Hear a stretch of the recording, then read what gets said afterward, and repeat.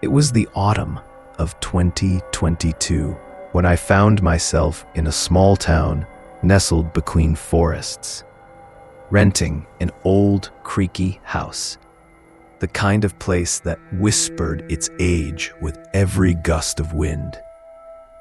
It was a new chapter for me, being alone after the mess of a toxic relationship had left me emotionally battered. I thought solitude would help me heal, but the silence of that house in the woods, it felt too still, too empty. The house was an old Victorian-style cottage with faded paint and windows that didn't quite shut properly. It was set apart from the rest of the town, the nearest neighbor being a half-mile away. The town itself was quiet, almost too quiet. Nothing to do except watch the trees sway in the wind and listen to the occasional car pass by on the distant road. Perfect, I thought. Or at least that's what I told myself. But not long after I moved in, I noticed a figure who seemed to be part of the landscape. A man who lived a few properties away. His house, far older than mine, had a sprawling yard and looked like something out of a forgotten era. He was always out there, whether it was dusk or deep into the night. Tall, scruffy, mid-40s, always alone, always standing in the same spot at the edge of his property. Sometimes he paced, sometimes he simply stared into the dark. His presence unsettled me, though I never spoke to him. I'd nod from my porch as I went inside, but he never responded. His eyes were always fixed on the horizon, like he was waiting for something, or perhaps expecting me to say something, but I never did. At first, I chalked it up to strange behavior from someone who preferred isolation, maybe a recluse. But it didn't take long before his habits started to gnaw at me. He never moved like a normal person. He stood like a statue, motionless, unmoving, even when the wind howled or the night grew cold. I tried to ignore it, but it always felt like his gaze was following me, whether I was coming or going. Then came the nights, the sounds. One night, after a late shift at the diner, I got home around 2 a.m., my mind foggy from exhaustion. I was just about to slip into bed when I heard it. A soft scrape. It was faint at first, like the sound of nails on a chalkboard. Distant, yet distinct. I froze, my heart pounding in my chest. I shook my head, trying to convince myself it was just the wind or an animal. But then I heard it again, this time closer, metal scraping against wood, followed by a low, almost imperceptible creak. My bedroom window faced the backyard, where a small stone fence separated my property from his. I crawled out of bed, heart racing, and crept toward the window, half expecting to see him standing there. But there was nothing. The backyard was shrouded in darkness, the trees casting long shadows across the lawn. I couldn't see him, but I could feel it. The weight of the silence, the tension in the air. I grabbed my phone and dialed the police.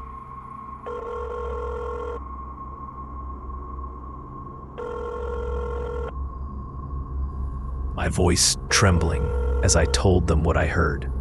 They promised to send someone, but I didn't feel comforted. Not with that feeling of being watched creeping up my spine. 10 minutes later, the flashing lights of a squad car lit up the yard. 2 officers came to my door. I explained what happened, and one of them went around the back to check. He came back a few minutes later, shaking his head. "Nothing," he said. "No sign of a break-in. No footprints. It's quiet." They left and I sat in the dark, staring at the walls.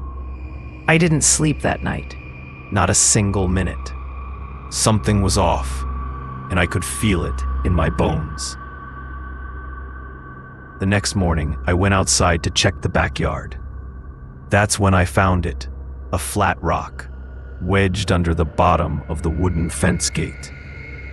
It looked out of place, like someone had intentionally used it to keep the gate from closing properly. A subtle move, one that suggested whoever it was had been there before and would be back. I called the police again. They told me to keep an eye on things, but they were dismissive. "Probably just a raccoon," one officer said with a shrug. At evening, I took precautions. I installed a small security camera near the back door. I wasn't sure it would do much, but I needed to do something. The night stretched on, and I sat in the living room, staring at the live feed on my phone, waiting. 2:23 a.m. The camera flickered.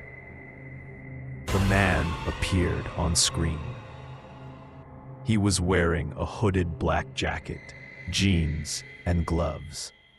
His face was obscured by the darkness, but I could see him move toward the gate, slipping through the opening, his steps deliberate and calculated. He approached the house, pausing just beneath the camera. Then he looked up. I could feel his eyes on me through the screen. He smiled, a slow, unnerving grin that stretched across his face before he turned and disappeared into the night. I called the police once again. They came, watched the footage, and assured me they'd patrol the area more often. But that was all they could do, they said. Nothing illegal had happened. No crime had been committed. The man never broke in. He was just there. A few nights later, things escalated. I woke up at exactly 3:14 a.m. to the sound of my back door handle rattling. Soft at first, then harder, more insistent. Someone was trying to get in.